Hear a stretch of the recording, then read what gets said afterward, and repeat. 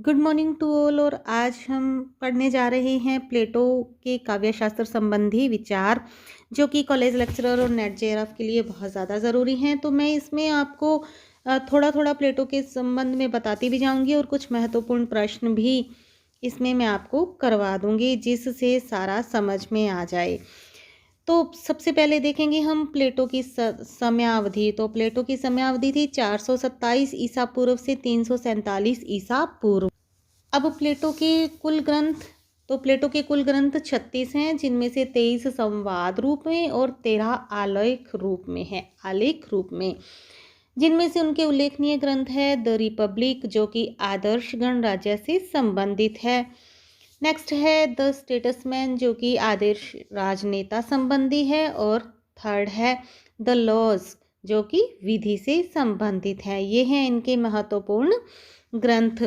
अब प्रश्न बनता है, प्लेटो का जन्म कहाँ हुआ था? उत्तर है, प्लेटो का जन्म हुआ था एथेंस में। तो हम एथेंस के बारे में भी थोड़ा सा जान लें कि प्लेटो का शैशव से यौवन तक का जो जीवन था वो तलवारों और बर्छियों की झंझनाहट में बीता। स्पार्टा द्वारा अपनी जन्मभूमि एथेंस पर आक्रमण के कारण युद्ध की काली छाया और अपनी जन्मभूमि की दर्दनाक पराजय अपनी आंखों से देखी थी। युद्ध के कारण रक्त रंजित जन्मभूमि देखने से उसके ऊपर गहरा असर पड़ा, जिसका प्रभाव हमें द रिपब्लिक ग्रंथ में दिखाई देता है। इसीलिए वे भी लिखती भी हैं कि गुलामी मृत्यु से भी भयावह है। अगला प्रश्न बनता है, प्लेटो के गुरु कौन थे? तो उत्तर है, प्लेटो के गुरु थे सुकरात।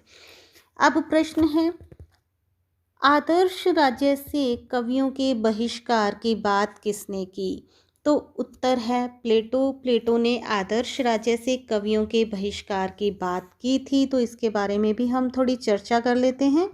अपनी जन्मभूमि एथेंस की पराजय से हतबल हुए प्लेटो काव्य और कला को शौर्य वीर्य में बाधक मान करके बहिष्कार की बात करते हैं।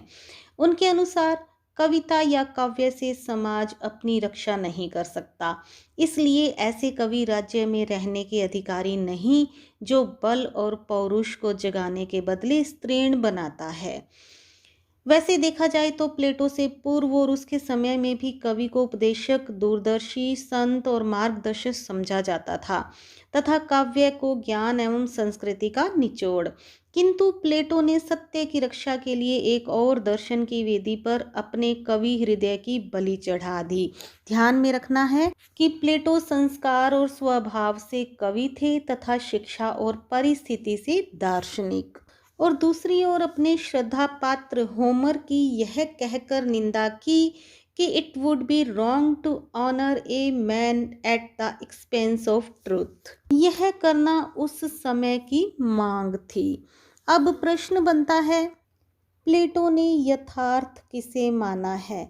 तो उत्तर है, प्लेटो ने यथार्थ प्रत्यय जगत को माना है। प्रत्यय जगत के बारे में थोड़ा सा समझ लें। प्लेटो प्रत्ययवादी दार्शनिक थे। उनके अनुसार प्रत्यय ही परम सत्य है। प्रत्यय या विचार या आइडिया, यह दृश्यमान वस्तु जगत प्रत्यय का ही अनुकरण है। काव्य को भी इसी कसौटी पर रखते हैं। कला नकल की नकल है, छाया की छाया है, अतः वह मिथ्या है। इसके लिए वे पलंग का उदाहरण भी देते हैं। सभी ने पढ़ा होगा पलंग का उदाहरण कि जैसे ईश्वर जो है वो विचार देते हैं पलंग का, और बढ़ाई उस पलंग को बनाता है और चित्रकार उसको चित्रित करता है।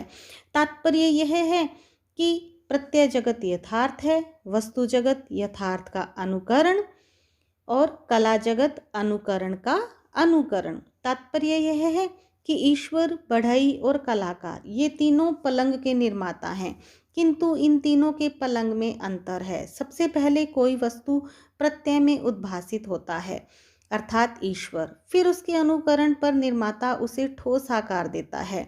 यह आकार यथार्थ वस्तु की नकल होती है, इसलिए यह यथार्थ से दूसरे स्थान पर है, अर्थात बढ़ाई। और कलाकार किसी माध्यम द्वारा उस ठोस वस्तु की नकल करके उसे नया रूप देता है, इसलिए वह यथार्थ से तीसरे स्थान पर है, अर्थात चित्रकार।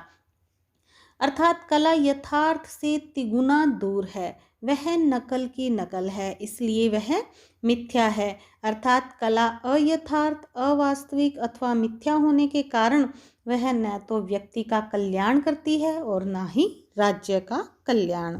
तो इसी से एक प्रश्न और बनता है कि कला के अनुकरण मूलकता के संदर्भ में प्लेटो के मत में प्रमुख दोष क्या है।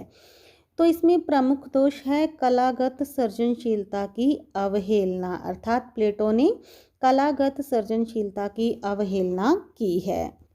प्रश्न है, कला को अनुकरण का अनुकरण मानकर उसमें मिथ्यात्व का आरोप कर किसने कला को हेय माना है। तो बिल्कुल प्लेटो ने ही इसे हेय माना है। तो उन्होंने एक उदाहरण भी दिया है, वो उदाहरण भी मैं बता देती हूँ। वे काव्य का उद्देश्य स्पष्ट करने संबंधी एक उदाहरण देते हुए लिखते हैं कि एक गोबर से भरी हुई टोकरी भी सुंदर कही जा सकती है यदि वह अपना कोई उपयोग रखती हो, अन्यथा एक स्वर्ण जड़ित चमचमाती हुई ढाल भी असुंदर है यदि वह उपयोग की दृष्टि से महत्वहीन हो। और इसी कारण प्लेटो होमर के प्रति श्रद्धा भाव रखते हुए भी उसकी निंदा करते हैं। अगला प्रश्न बनता है, काव्य के संदर्भ में प्लेटो ने कितने भेद माने हैं। तो उत्तर है, काव्य के संबंध में प्लेटो ने 3 प्रमुख भेद स्वीकार किए हैं। ये हैं अनुकरणात्मक, पहला है, अर्थात प्रहसन और दुखांत यानी नाटक। दूसरा है वर्णनात्मक, अर्थात डिथिरैम्ब अर्थात प्रगीत। और तीसरा है मिश्र, मिश्र अर्थात महाकाव्य जैसे होमर के, इलियड के और ओडिसी के। अगला प्रश्न बनता है, प्लेटो का इयोन नामक ग्रंथ संबंधित है। तो उत्तर है, प्लेटो का इयोन नामक ग्रंथ नाट्य शास्त्र से संबंधित है।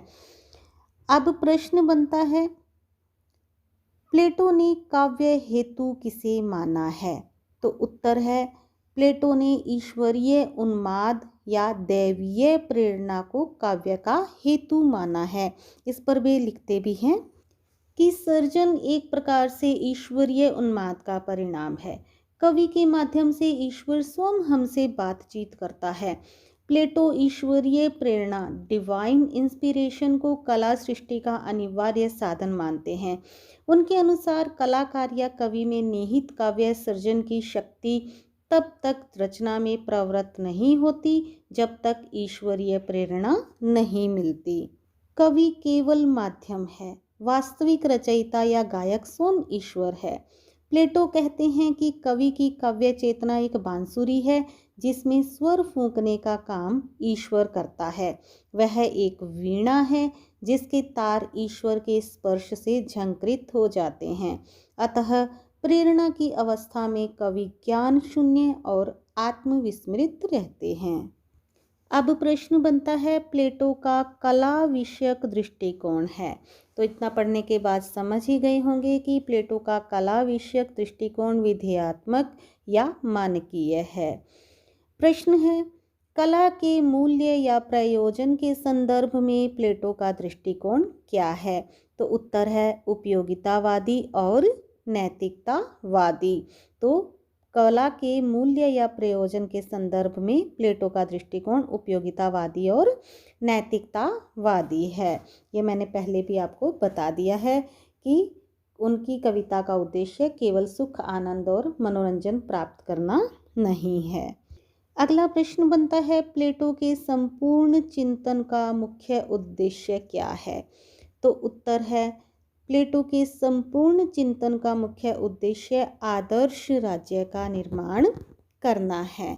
तो ये थे प्लेटो से संबंधित महत्वपूर्ण प्रश्न। एक बार मैं थोड़े थोड़े रिपीट कर देती हूँ। प्लेटो की समयावधि 427 से 347 ईसा पूर्व। प्लेटो के प्रमुख ग्रंथ हैं द लॉज, द रिपब्लिक और द स्टेट्समैन।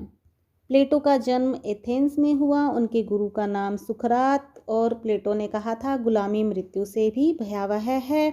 और प्लेटो ने यथार्थ प्रत्यय जगत को माना और कला को हेय माना। प्लेटो प्रत्ययवादी दार्शनिक हैं और उनका कला विषयक दृष्टिकोण विधेयात्मक या मानकीय है, और उनके कला के मूल्य का प्रयोजन उपयोगितावादी और नैतिकतावादी है। तो चलिए मिलते हैं अगली वीडियो में। कल फिर मिलेंगे अरस्तु के साथ। तो बने रहिए मेरे साथ। Thank you. Have a nice day.